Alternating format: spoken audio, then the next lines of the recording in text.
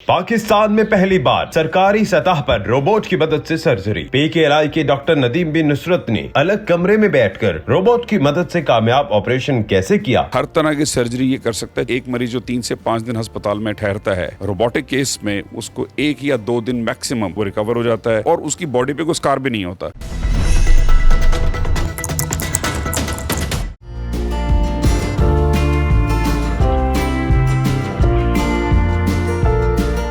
जी, तो डॉक्टर नदीम बिन नुसरत साहब हमारे साथ मौजूद हैं। यूरोलॉजी डिपार्टमेंट से इनका ताल्लुक है और ये जितने भी रोबोटिक टेक्नोलॉजी यहाँ पीकेएलआई में आई, इसकी ये सुपरविजन भी कर रहे हैं। बड़ी कामयाब सर्जरीज भी हुई हैं। डॉक्टर साहब, यकीनी तौर पर आप और आपकी टीम मुबारकबाद की मुस्तहिक है, लेकिन इसके पीछे की कहानी होगी यकीनी तौर पर। ये ऐसी नहीं कि रोबोट आया, ऑपरेशन शुरू हो गए, वो कहानी क्या है? वो कहानी दरअसल ये है कि जैसे हम यहाँ पे 2 जो कंसल्टेंट्स हैं वो यूरोपियन ट्रेन हैं और हम दोनों यहाँ पे आए हुए थे काफ़ी अरसे से, और लेकिन यहाँ पे ये जो रोबोटिक इक्विपमेंट है वो नहीं था। तो हमने इस इदारे से और जो पंजाब गवर्नमेंट है उससे एक जो डिमांड की हुई थी कि हमारा एक जो है वो स्किल है और हम चाहते हैं कि उस जो है उस स्किल, उस महारत के मुताबिक पेशेंट्स को वो सर्विस मिले, और उसको इदारे ने एंटरटेन किया और उसको पंजाब गवर्नमेंट ने एंटरटेन किया, and finally we got the robotic in our institution. PKLI की एक मुनफरिद बात तो ये कि पहला सरकारी अस्पताल है, लेकिन ये काफ़ी देर या फिर टाइम बिल्कुल ठीक है, इसके बारे में क्या ख्याल है आपका? टाइम तो बिल्कुल ठीक नहीं है। देखिए, हम अपना जो भी मामला होता है इसमें डायग्नोस्टिक और थेराप्यूटिक जो एडवांसेस हैं इन द मेडिकल फील्ड, उसको अपना जो रीजन है उससे कंपेयर किया करते हैं। गो इंटरनेशनल जो स्टैंडर्ड्स होते हैं वो तो हैं हमारे पास, लेकिन इसमें जो ख़ास बात ये थी कि अब अगर आप इंडिया को लीजिए तो मतलब जो 1.2 बिलियन की आबादी है उनके पास 80 प्रोग्राम्स हैं और पाकिस्तान में 5 हैं, तो ये तो इमीडिएट इसका कंपैरिजन है। अमेरिका में ये थाउजेंड्स में है। और उसके अलावा ये है कि अगर इसको जो हिस्टोरिकली देखें तो ये जो टेक्नोलॉजी है ये 1997 से ह्यूमन मॉडल्स पे हो रही है। 2000 में FDA अप्रूवल हो गया, पाकिस्तान में 2011 में आई, लेकिन अनफॉर्चुनेटली जैसे आमतौर से हुआ करता है कि प्रोग्राम की वायबिलिटी की वजह से पहले 2 प्रोग्राम्स फंक्शनल ना हो सके। हाँ, वो ना हो सके, लेकिन अब SIUT के बाद और यहाँ पे जो लाहौर में ये प्रोग्राम्स अब कामयाबी से जो है वो चल रहे हैं और इनकी जो अफादियत है उसको पूरे तरीके से जो है वो यूटिलाइज़ किया जा रहा है। बात ये है कि ये एक कॉस्ट को सेव करने का इक्विपमेंट है। उसकी वजह ये है कि एक मरीज जो 3 से 5 दिन अस्पताल में ठहरता है, रोबोटिक के केस में उसको 1 या 2 दिन मैक्सिमम रिकवर हो जाता है। जी, वो रिकवर हो जाता है, अपने घर चला जाता है। इस वक्त जो है वो यूरोप और अमेरिका में यही काम डे केस के तौर पे हो रहा है कि मरीज सेम डे घर चला जाता है। तो आपको 3 दिन की हॉस्पिटल कॉस्ट, उसका जो बेड है, उसका इक्विपमेंट है, वहाँ का जो है जो मेडिकेशन है और स्टाफ है, उन सब की जो कलेक्टिव कॉस्ट आप उसको जो मिलाएं तो वो रोबोटिक कॉस्ट से कहीं ज़्यादा बनती है। इसकी टेक्नोलॉजी का जो फ़ायदा है वो 3 डायमेंशनल है। पहली डायमेंशन ये है कि पेशेंट को बेनिफिट है, जैसे मैंने अभी आपसे बताया कि patient goes home on the same day और the next day and that saves cost to the institution. एक वो पेन और टाइम से बच जाता है। जी बिल्कुल, हर चीज़ से बच जाता है और उसकी बॉडी पे कोई स्कार भी नहीं होता। जो लोग आमतौर से जब जो उनके लिए इशू होता है कि वो मतलब उसमें जो विजुअल्स में इतना बड़ा जो है वो स्कार है तो लोग वो नहीं चाहते। इसमें 5 छोटा सा सुराख मेरे ख्याल से होता है, 5 मिलीमीटर का सुराख होता है। ठीक है, एक बात।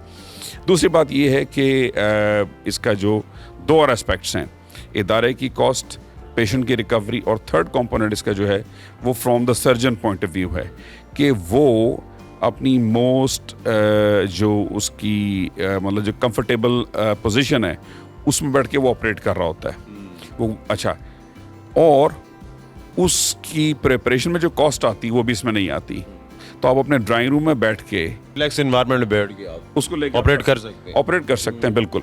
और अब 5G टेक्नोलॉजी के साथ ये होगा इसमें कि आप दुनिया के किसी भी कोने में बैठ के और कहीं भी दुनिया में आप ऑपरेट कर सकते हैं, कहीं से भी। और इसमें जो कंट्रोल्स हैं they are as good as a PlayStation. ठीक है ना, it's 2 joysticks in your hand, और वो इतना जैसे कोई खेल रहा हो बैठ के अपने ड्राइंग रूम में, इट इज़ लाइक दैट। लेकिन ये है कि पेशेंट की जो है उसकी जो बेड साइड है वहाँ पे रोबोटिक आर्म्स होते हैं, वो काम कर रहे होते हैं आपके लिए। आजकल हम देख रहे हैं आर्टिफिशियल इंटेलिजेंस और ये रोबोटिक्स बड़ी चीज़ों में आ गई है, लेकिन क्योंकि यहाँ पर हेल्थ साइंस में ज़िंदगियों का मामला होता है तो कितना ये एफिशिएंट है, कितनी एक्यूरेसी है इसमें? एक्यूरेसी बहुत ज़्यादा है। इसका जो इमेज है वो 3 डायमेंशनल है, ठीक है ना, जबकि हम आमतौर से जो उसका जो डिस्प्ले जो है वो देख रहे होते हैं वो 2D होता है, एक बात। दूसरी बात कि इमेज जो है वो हाई डेफिनेशन होता है, उसकी जो इमेज की रेजोल्यूशन है वो हाई होती है। आप जब चाहें उसी इमेज को मैग्नीफाई कर सकते हैं। और आखिरी बात इसमें ये कि ह्यूमन आर्म्स में जो ट्रेमर्स होते हैं वो इससे बिल्कुल जो नेगेट हो जाते हैं, यानी जो रोबोटिक आर्म में ट्रेमर नहीं आएगा, एक बात। दूसरी बात, मैंने आपसे बताया कि हमारा हाथ का साइज़ काफ़ी मतलब कि वो बड़ा होता है।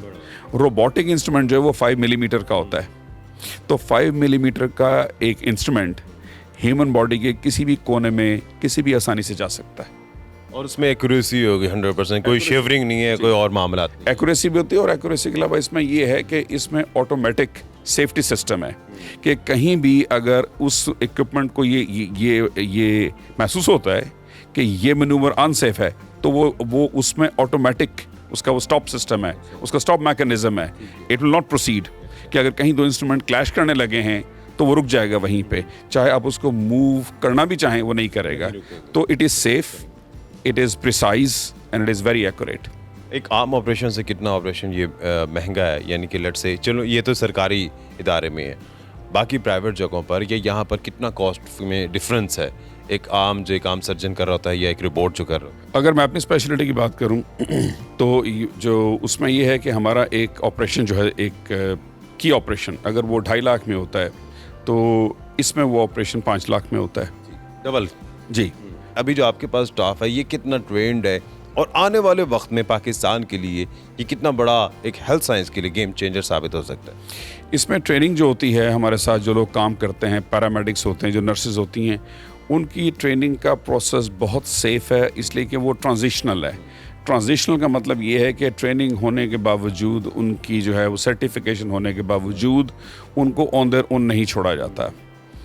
जो रोबोट की जो कंपनी है उनकी अपनी टीम ऑन साइट होती है, उनकी ऑन साइट जो टेक्निकल जो है वो सपोर्ट वो अवेलेबल तो उन्हें होती है, ऑनलाइन टेक्निकल सपोर्ट हासिल होती है, और हमारा स्टाफ और कंपनी का स्टाफ ये दोनों मिलके काम कर रहे होते हैं। और कॉन्ट्रैक्ट में कम से कम ये 1 साल की ट्रांजिशन होती है, और उस 1 साल में हमारा स्टाफ जो है वो इतना ही अच्छा हो जाता है जितना कि स्टाफ जो कंपनी का होता है। तो कौन कौन से ऑपरेशन या सर्जरीज जो है ये रिपोर्ट कर सकता है जो आपके पास है? रोबोट जो है वो सारी स्पेशलिटीज़ में, जिनमें कि यूरोलॉजी आती है, गायनोकोलॉजी आती है, और उसमें जनरल सर्जरी आती है, उसमें हेपेटोबिलियरी सर्जरी आती है, और उसमें ट्रांसप्लांट सर्जरी आती है, कार्डियोथोरेसिक और ऑर्थोपेडिक्स, हर तरह की सर्जरी ये कर सकता है। चूँकि इसमें असल बात ये है कि it is an equipment, it is a tool, and it can be applied effectively wherever it is basically the required.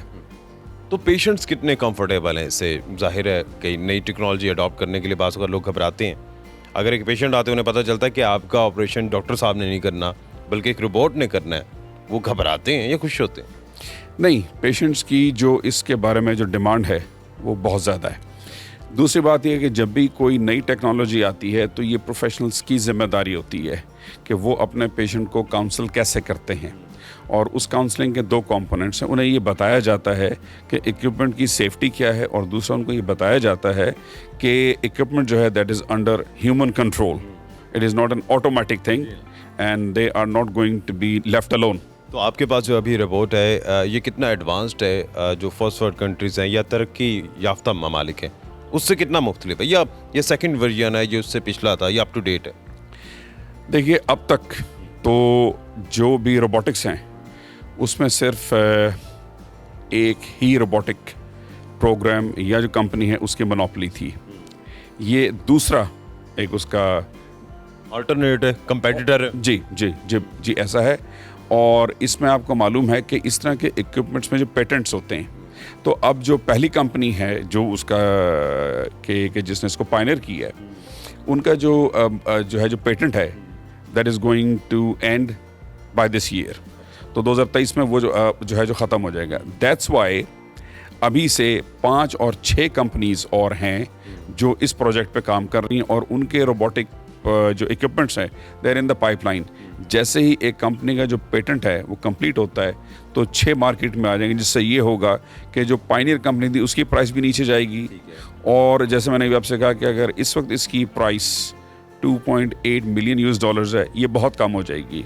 और इसकी ऑपरेशनल कॉस्ट जो है, अगर वो एक पेशेंट की 5 लाख एक पेशेंट की, वो भी बहुत कम हो जाएगी। और हो सकता है कि जो 2.5 लाख मैंने आपसे की बात, जो कन्वेंशनल प्रोसीजर है उससे भी कम हो जाए। ये एक अचीवमेंट तो है ही है, साथ एक प्राउड मोमेंट भी है कि जो तरक्की याफ्ता ममालिक में जो टेक्नोलॉजी इस्तेमाल हो रही है, आज वो PKLI के पास, आज वो पाकिस्तान के पास, और स्पेशली सरकारी डिपार्टमेंट्स में ऐसे ही है। जी ऐसे ही बिल्कुल। देखिए पाकिस्तान के लिए, पाकिस्तान के प्रोफेशनल्स के लिए, और इसमें एक अहम पॉइंट है कि अब इसके बाद हमारे पास ये एबिलिटी होगी, और कोई भी जो मुल्क होता है उसकी ऑटोनॉमी, इंडिपेंडेंस या उसकी एबिलिटी टू बी इंडिजिनस वो बड़ी ज़रूरी होती है। तो हम अपने लोगों को बाहर भेजने के बजाय उनको यहीं पे ट्रेन कर सकेंगे। जी, डॉक्टर नदीम बिन नुसरत साहब हमारे साथ मौजूद थे। दानिश हुसैन को इजाज़त दीजिए। अल्लाह निगहबान।